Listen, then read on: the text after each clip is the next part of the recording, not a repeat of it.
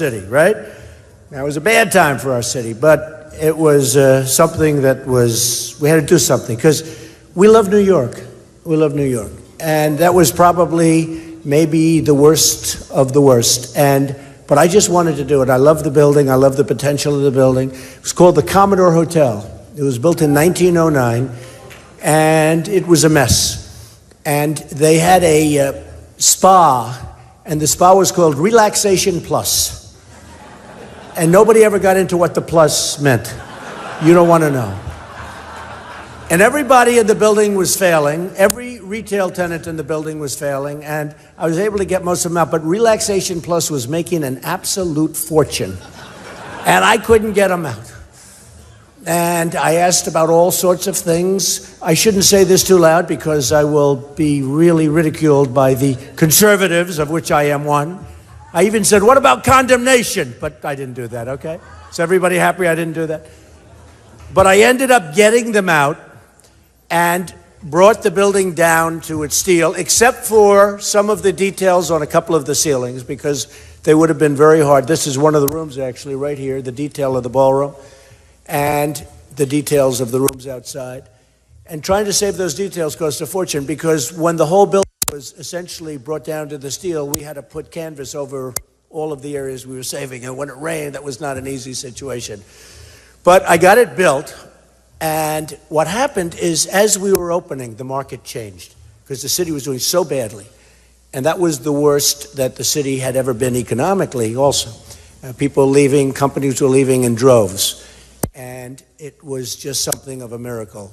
The area, I opened the building to tremendous fanfare, and the area became just special. I mean, special. And I called it a Park Avenue address, even though it really fronted on 42nd Street. I called it Park Avenue. You know, it's on the Park Avenue ramp, in all fairness, right? Might not be pure park.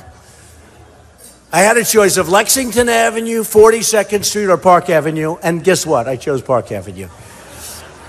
And that wasn't bad, right? Well, I had that also in Columbus Circle. You know, I did the big hotel, Trump International, and it's been a great success from the day it was built. And we're in the Circle. And Columbus Circle didn't have a good name, but it also was on Central Park West. But it was called 7 Columbus Circle. And a little known fact, in fact, you know, when we talk about government, we talk about rules and regulations, a little known fact is that when you have an address, at least in New York, when you have an address in a building, it's very, very hard, so hard to change. So when you have a building that's 7 Columbus Circle, you have to go through the whole United States government to get, because of the mail service and because of the U.S. mail and all of the different problems. So it was 7 Columbus, and I basically stripped that one down. We built a tremendous building, but I had to call it 7 Columbus Circle. I said, I'm not doing it. And I went out and I really put on a big campaign in Washington, and I got it changed to number 1 Central Park West. That was good too. And you know, I figured the day I got that changed, the building was worth about 7 times more than I paid for it, right?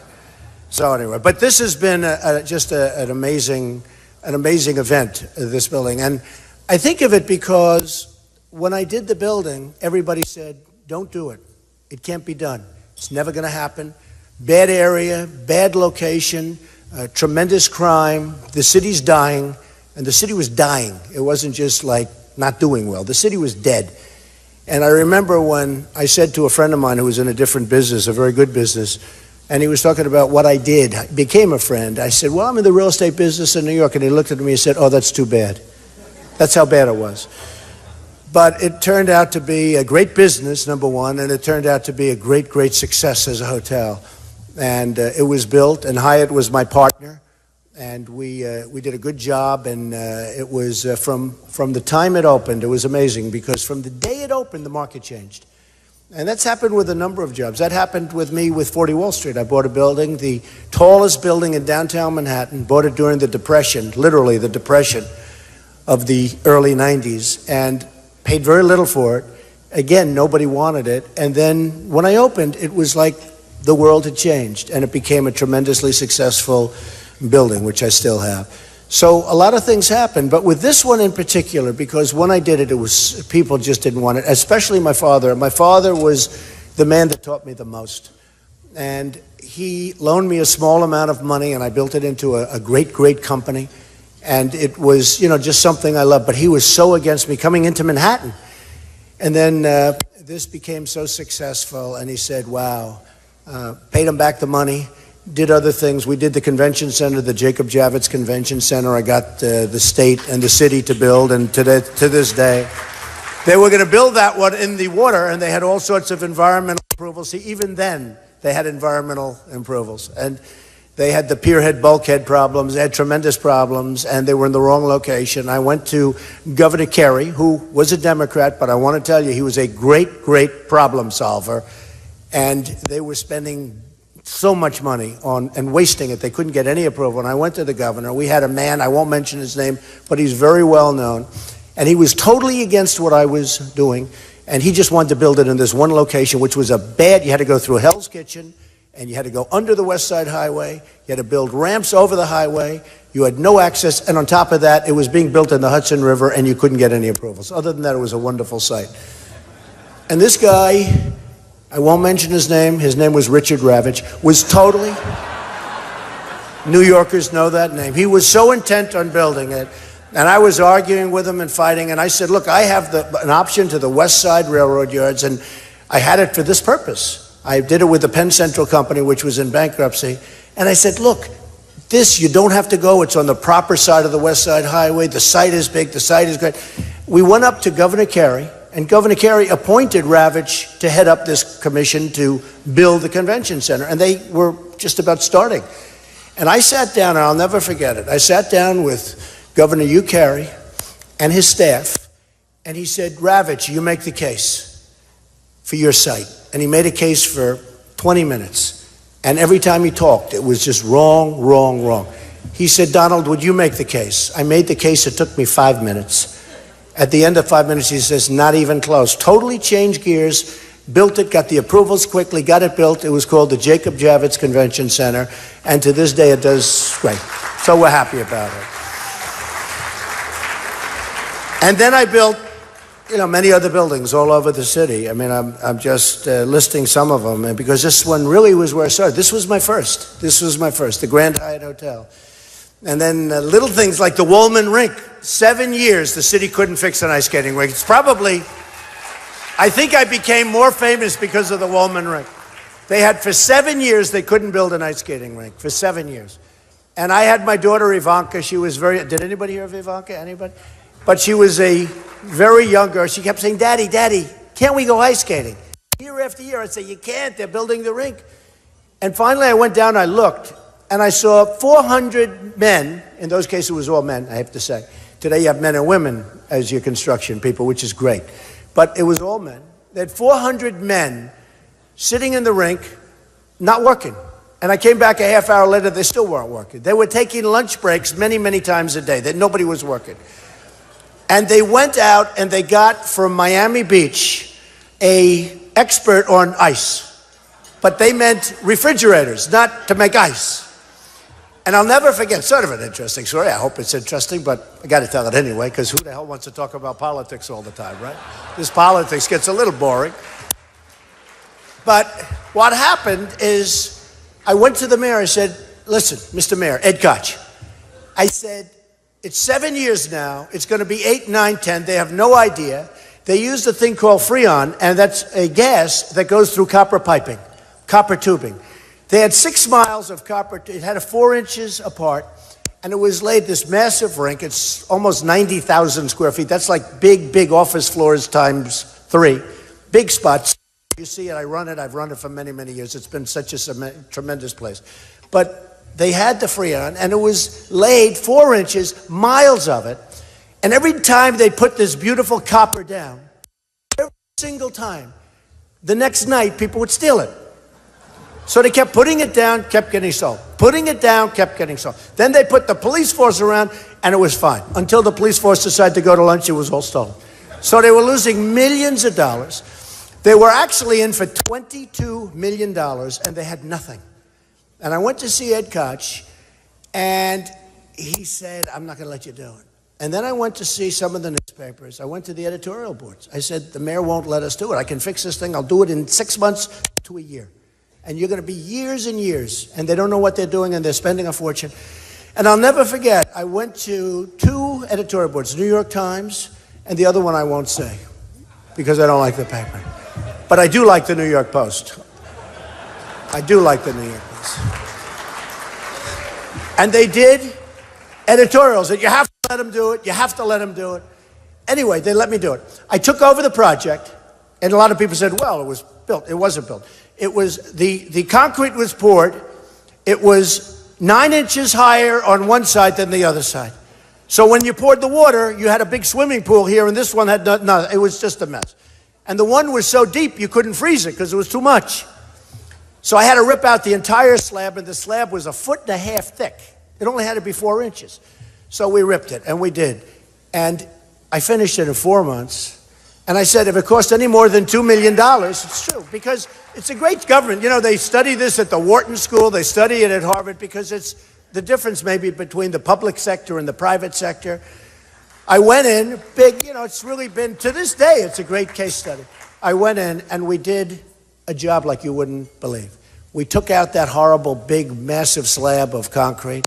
We leveled it out. But most importantly, I said to the people, what's with this Freon? I hear they're losing millions of dollars of copper tubing all the time. What is it?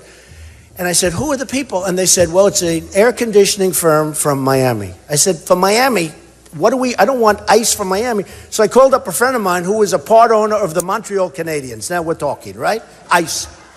I said, would you do me a favor? Do you have anybody that knows how to make ice for an ice skating rink? He said, I have the greatest guy in the world. I said, could I talk to him, please? And he came to New York, and he saw me. He said, this is crazy. He said, Mr. Trump, they're going to have 5 miles of this piping. If there's a little pinhole, because it's gas, Freon gas, if there's a little pinhole in 5 miles, it's dead. He said, you don't want that. You want rubber hose, and you want water, and in the water you put salt so it doesn't freeze. I said, boy, that sounds good. And I went out, and we bought it for just a tiny amount of money. And it was rubber hose every 4 inches, but it's rubber hose. We got the equipment. It's called brine. They call it brine. And we did the rubber hose. Nobody stole the rubber hose. Nobody wanted it.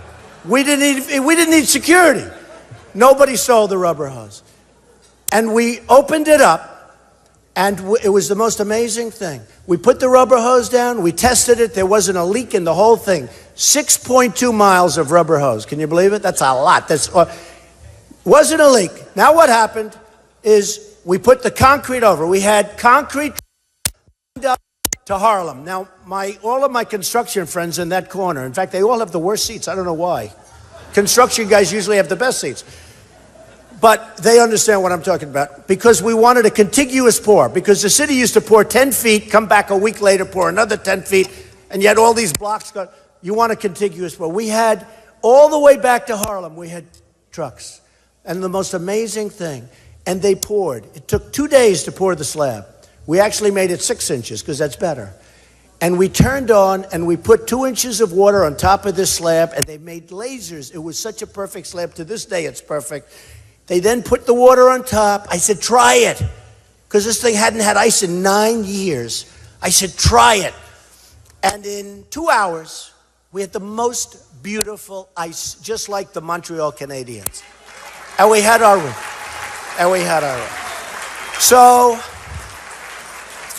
So I've had a lot of fun with New York. And we did another job recently in the Bronx, where it was the same thing, where they had, Ferry Point. They are, you know what I'm talking about. Ferry Point was under construction for 26 years. I mean, people say, give me a break. 26. The only reason I don't say 32 is because that can't be proven. 26 years. It ended up costing hundreds of millions of dollars. Nobody knows what the price is. And Michael Bloomberg said, could you do me a favor? Could you look at this? It's a disaster. It's been under construction for so many, and he was embarrassed. And it's a very big golf project designed by Jack Nicklaus and, many, many iterations. But I got it built in 1 year, and it's open today and greatly successful. So, for peanuts, when I say open, am I right? That's the woman right there. She's probably on the... Am I right? Thank you, darling. I appreciate it. Very nice. I don't know who the hell she is. I know she's not a protester. She's on my side. And she's certainly not a pay... I'll tell you what. You take a look outside. These are paid protesters, folks. They've got the most beautiful signs made from a factory. They're all printed out. They're handed. It said, if you want any information on the sign, please call this number. What kind of crap? If they're real protesters, we want those signs made in the basement. Anyway, so then we've done many jobs since then, and it's just a great city. It's a vibrant city, an amazing city. We have to be careful. Our mayor has to be careful because he can blow it very quickly if he keeps going the way he's going. Not doing good. We better be careful, Mr. Mayor. But we have a city that outlasts the mayors. It outlasts everybody. It's going to outlast us.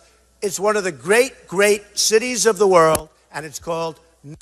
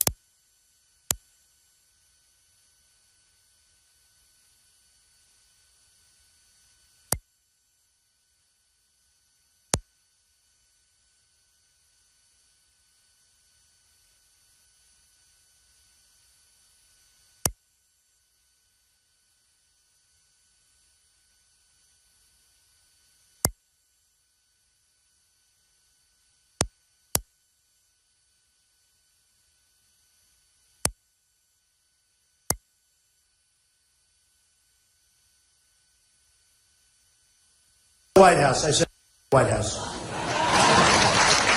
I want to just talk just for a second about New York values because it's become a big thing.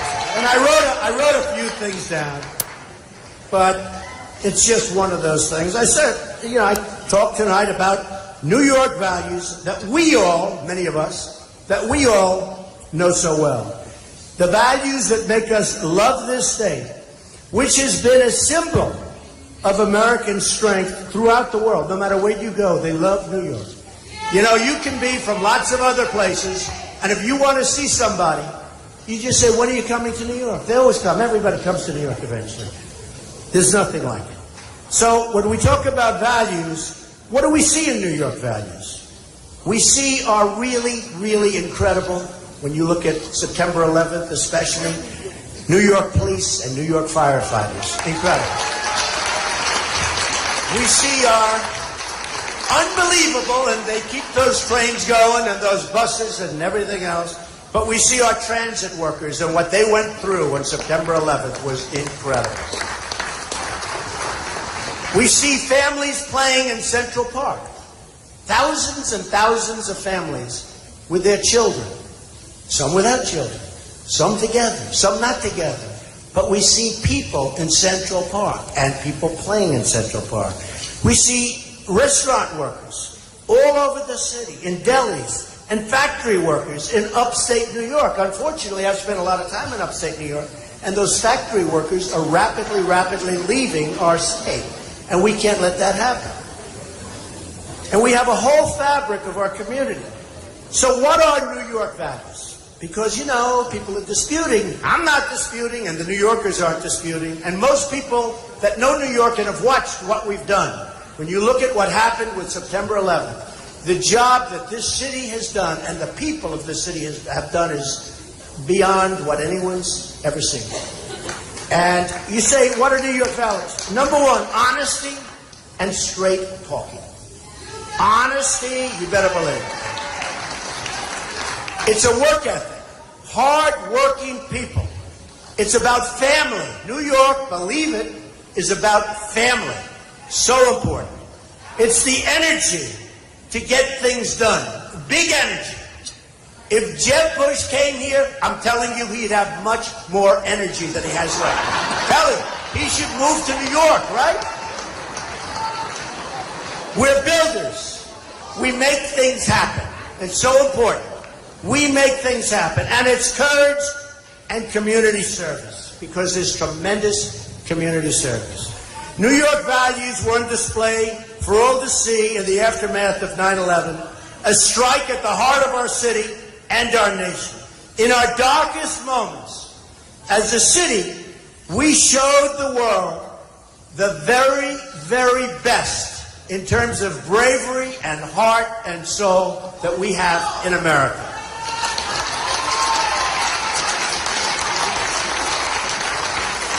The firefighters and first responders and the police officers and the Port Authority workers who ran up those stairs, those are New York values, and those are New Yorker values.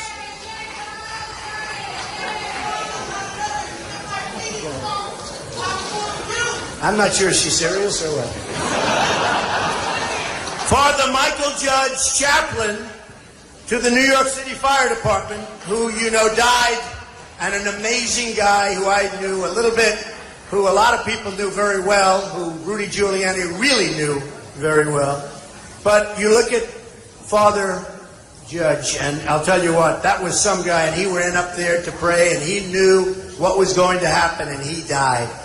And he died praying and taking care of people, and he was an amazing guy. The people in the towers who helped rescue each other, those are those of New York values.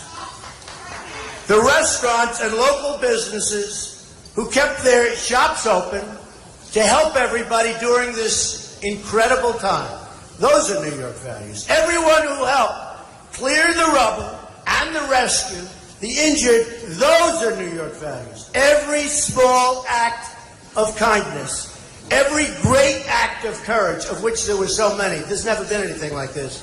This was the greatest attack and the worst and most horrific attack in the history of our country. Far greater than Pearl Harbor, because the attack was on civilians. It wasn't on the military. It was on civilians. But those are New York values. And these are the values that we need to make America great again. We need these values to bring America together again and to heal America's wounds again. So I just want to tell you that I am so proud to be with you tonight. I am so proud to be discussing all sorts of topics, but most importantly, New York values. Because no matter where you go, anywhere in the world, they talk in the most positive tones about what all of us have done. So, ladies and gentlemen, have a great dinner. We're going to have an amazing election coming up. We're having some really great primaries. It's been a lot of fun for me. You know, it wasn't supposed to be this way. A lot of people said, well, what do you know? I've been dealing with politicians all my life, so I think I know something. But it's been a great, great experience. I'm right now millions of votes ahead of my closest rival. Millions of votes. You know, people don't talk about votes anymore. They talk delegates. By the way, I happen to be hundreds of delegates ahead, too. But to me, so important. I'm millions of votes ahead of my next nearest rival. And we have, thank you, Doug. Millions of votes. We have 22 states. 22 states. And it started, by the way, with New Hampshire. We went down to South Carolina. States that I wasn't supposed to win. And I ended up winning in a landslide. Alabama, Arkansas, Kentucky, the South. I may move to the South if New York doesn't treat us well. Because I'll tell you, the South has been so great to me. And then we went to Florida, where, you know, it's my second home. This is my first home. It's my second home. And we did so unbelievably, won in a landslide by 20 points. And it was an absolute landslide. And now we have something happening that's going to be very exciting. The next 4 or 5 weeks are going to be very exciting. And we start, we'll bring it home. Thank you. Thank you, Nick. And we start on Tuesday. So big. And you know, the interesting thing is, with all the primaries that we've been through, years and years and years of primary, sort of either over or not very important by the time they get to New York, right? New York is so important. It's so important. Like New York should be so important. And I see what's happening, and I see the polls coming in, and I'm so honored, because the people that know me best are the people from New York. They're the ones that really know me. So when I'm up 42 points, I said 42 points, that's a lot, but when I'm up 42 and 44 points in the newest polls, that's such an honor, because those are the people that know me best. So I think we're going to have a really exciting next 4 or 5 weeks. I think we're going to have a great time in Cleveland, hopefully not too good a time, because by that time, it should be solved by the time we get there, okay? And in